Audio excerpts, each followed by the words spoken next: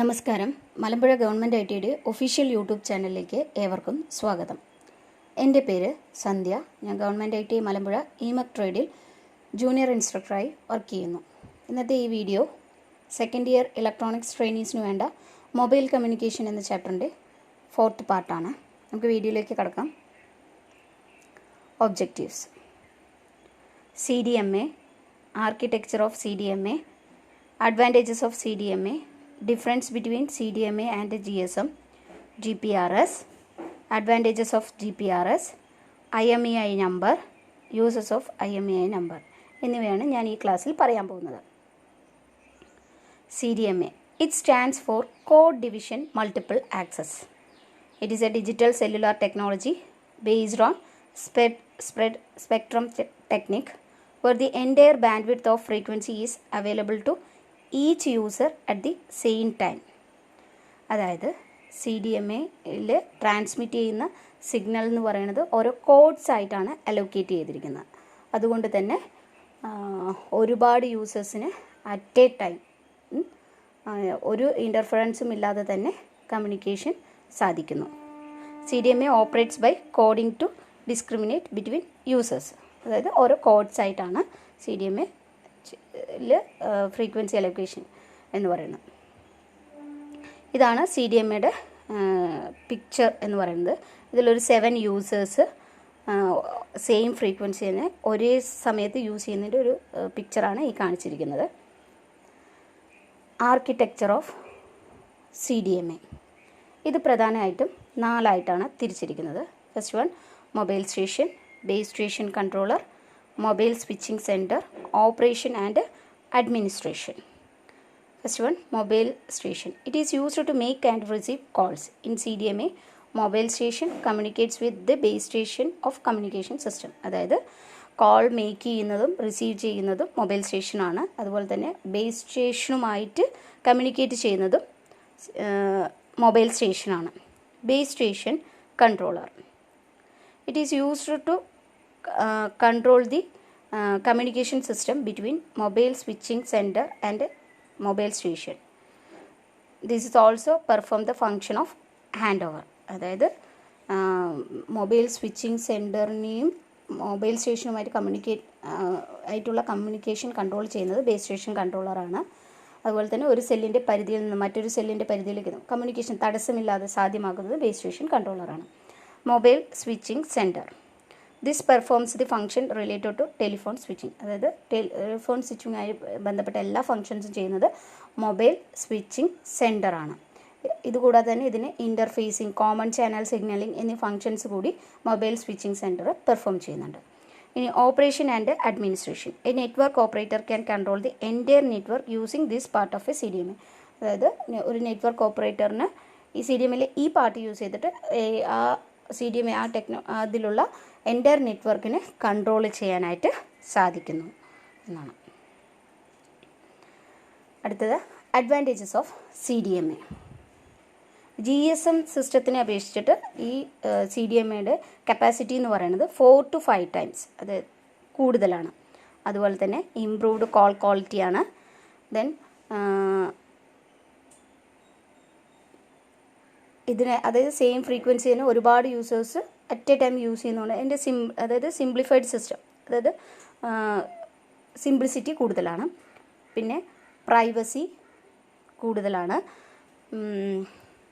അതിനുപോലെ network coverage CDMAയ്ക്ക് കൂടുതലാണ്. പിന്നെ എന്താണ് extra bandwidth can be made available on demand. അതായത് ആവശ്യം കൂടുന്നതിനനുസരിച്ച് എക്സ്ട്രാ ബാൻഡ്വിഡ്ത്ത് CDMA പ്രൊവൈഡ് ചെയ്യുന്നുണ്ട്. അടുത്തത് difference between CDMA and GSM. CDMA it stands for code division multiple access. GSM എന്ന് പറയുന്നത് ഗ്ലോബൽ സിസ്റ്റം ഫോർ മൊബൈൽ കമ്മ്യൂണിക്കേഷനാണ്. ഇനി സ്റ്റോറേജ് ടൈപ്പ്. CDMAയുടെ സ്റ്റോറേജ് എന്ന് പറയുന്നത് ഇൻറ്റേർണൽ മെമ്മറിയിലാണ് സ്റ്റോർ ചെയ്യുന്നത്, ഡാറ്റ സ്റ്റോറിംഗ് എന്ന് പറയുന്നത്. GSMലാണെങ്കിൽ സിം കാർഡിലാണ് ഡാറ്റ സ്റ്റോർ ചെയ്യുന്നത്. നെറ്റ്വർക്ക്, അതായത് CDMAയിൽ ഒരു ഫിസിക്കൽ ചാനൽ യൂസ് ചെയ്യുന്നതുകൊണ്ട് തന്നെ ഒരുപാട് യൂസേഴ്സിനെ അറ്റ് എ ടൈം തന്നെ സെയിം ഫ്രീക്വൻസി യൂസ് ചെയ്യാനായിട്ട് സാധിക്കുന്നു. GSM-ലാണെന്നുണ്ടെങ്കിൽ ഒരു സെല്ലിൽ വരുന്ന ടവറിൻ്റെ പരിധിയിൽ വരുന്ന യൂസേഴ്സിന് മാത്രമാണ് സർവീസ് പ്രൊവൈഡ് ചെയ്യുന്നത്. ഇൻ്റർനാഷണൽ റോമിങ് CDMA-ക്ക് ലെസ് ആക്സസിബിൾ ആണ്, GSM-നാണെങ്കിൽ മോസ്റ്റ് ആക്സസിബിൾ ആണ്. ഇനി CDMA-യുടെ ഫ്രീക്വൻസി ബാൻഡ് എന്ന് പറയുന്നത് സിംഗിൾ ആണ്, അതായത് 850 MHz ആണ്. GSM-ന് മൾട്ടിപ്പിൾ ആണ്, 850 MHz പ്രൊവൈഡ് ചെയ്യുന്നുണ്ട്, 900 MHz, 1800 MHz, 1900 MHz ഫ്രീക്വൻസി വരെ ഇത് പ്രൊവൈഡ് ചെയ്യുന്നുണ്ട്. CDMA-യുടെ നെറ്റ്വർക്ക് സർവീസ് എന്ന് പറയുന്നത് ഹാൻഡ്സെറ്റ് സ്പെസിഫിക് ആണ്. GSM-ൻ്റെ ആണെന്നുണ്ടെങ്കിൽ സിം സ്പെസിഫിക് ആണ്, അതായത് അതിൽ GSM യൂസറിന് ഹാൻഡ്സെറ്റ് ഏത് വേണമെങ്കിലും ചൂസ് ചെയ്യാം. ഡൊമിനൻസ് എന്ന് പറയുന്നത് CDMA-യിൽ ഡൊമിനൻസ് സ്റ്റാൻഡേർഡ് ഇൻ US ആണ്. GSM-നാണെങ്കിൽ വേൾഡ് വൈഡ് ആണ്, എക്സെപ്റ്റ് US ആണ്. അടുത്തത് CDMA-യുടെ സീക്രസി എന്ന് പറയുന്നത് കൂടുതലാണ്, GSM-ൻ്റെ സീക്രസി എന്ന് പറയുന്നത് കുറവാണ്. അടുത്ത GPRS, general packet radio services, അതായത് ഒരു മൊബൈൽ ഫോണിൽ നിന്ന് ഡാറ്റ ഫാസ്റ്റായിട്ട് സെൻഡ് ചെയ്യുന്നതിന് റിസീവ് ചെയ്യുന്നതിന് വേണ്ടിയിട്ടാണ് GPRS യൂസ് ചെയ്യുന്നത്. ഇത് എന്ന് പറയുന്നത് GSM നെറ്റ്വർക്ക്, അതായത് GSM നെറ്റ്വർക്ക് പോലെ യൂസ് ചെയ്തിട്ടാണ് ഇത് ഡാറ്റ ട്രാൻസ്ഫറിങ്ങും സെൻഡിങ്ങും നടത്തുന്നത്. അതുകൊണ്ട് തന്നെ GSM നെറ്റ്വർക്ക് യൂസ് ചെയ്യുന്നതുകൊണ്ട് ഇതിൻ്റെ GPRS-ൻ്റെ ആർക്കിടെക്ചർ എന്ന് പറയുന്നത് ഏകദേശം അതായത് GSM-ൻ്റെ പോലെ തന്നെയാണ്. ഇനി GPRS യൂസ് ചെയ്തിട്ട് പെട്ടെന്ന് നമുക്ക് ഡാറ്റ ട്രാൻസ്ഫറിങ് സാധ്യമാക്കുന്നു. ഈ ഡാറ്റ ട്രാൻസ്ഫറിങ് സാധ്യമാകുന്ന ഒരു മോഡം യൂസ് ചെയ്യുന്നില്ല, ഈ ഡാറ്റ ട്രാൻസ്ഫറിങ്ങിന് വേണ്ടിയിട്ട് ഒരു മോഡം യൂസ് ചെയ്യുന്നില്ല.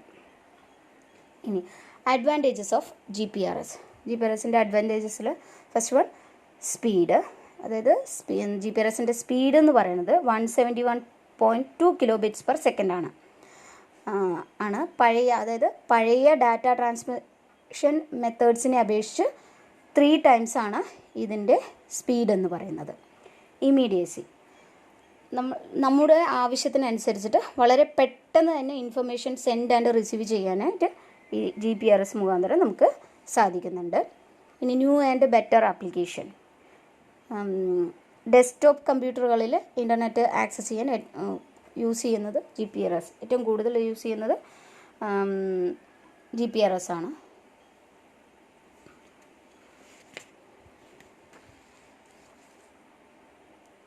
അടുത്ത് IMEI number. It means international mobile equipment identity.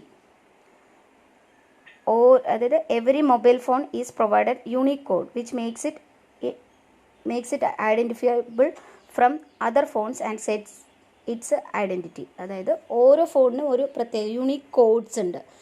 ഈ കോഡാണ് മറ്റു ഫോണുകളിൽ നിന്നും നമ്മുടെ ഫോണിനെ തിരിച്ചറിയിക്കുന്നത്. പിന്നെ ഈ IMEI നമ്പർ എന്ന് പറയുന്നത് സാധാരണയായിട്ട് 17 or 15 digits ആണ് ഉണ്ടാവാറുള്ളത്. ഇനി ഈ IMEI നമ്പർ യൂസ് ചെയ്തിട്ട് സർവീസ് പ്രൊവൈഡർക്ക് ഒരു മൊബൈൽ ഫോണിൻ്റെ ലൊക്കേഷൻ, പിന്നെ ഇൻകമിങ് കോള് എല്ലാം ലൊക്കേറ്റ് ചെയ്യാനായിട്ട് സാധിക്കുന്നുണ്ട്. ഈ IMEI നമ്പർ ബ്ലോക്ക് ചെയ്യുക എന്നുള്ള ആ ഫെസിലിറ്റി ആദ്യമായിട്ട് IMEI നമ്പർ യൂസ് ചെയ്തിട്ട് നമുക്ക് ലോസ്റ്റ് ഒരു ഫോണ് നമുക്ക് നമ്മുടെ കയ്യിൽ നിന്ന് നഷ്ടമായി എന്ന് വെച്ച് കഴിഞ്ഞാൽ ഈ IMEI നമ്പർ യൂസ് ചെയ്തിട്ട് ആ ഫോണിൻ്റെ യൂസസ് ബ്ലോക്ക് ചെയ്യാനായിട്ട് സാധിക്കും.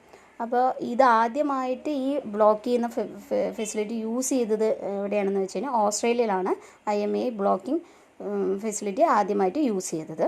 ഇനി നമ്മുടെ എല്ലാ ഫോണിൻ്റെ ആ IMEI നമ്പർ അറിയാനായിട്ട് നമുക്ക് നമ്മുടെ ഫോണിൽ നിന്ന് *#06# എൻ്റർ ചെയ്താൽ തന്നെ ആ ഫോണിൻ്റെ നമ്മുടെ IMEI നമ്പർ ഫോണിൽ ഡിസ്പ്ലേ ചെയ്ത് കാണിക്കും. അടുത്തത് യൂസസ് ഓഫ് IMEI നമ്പർ.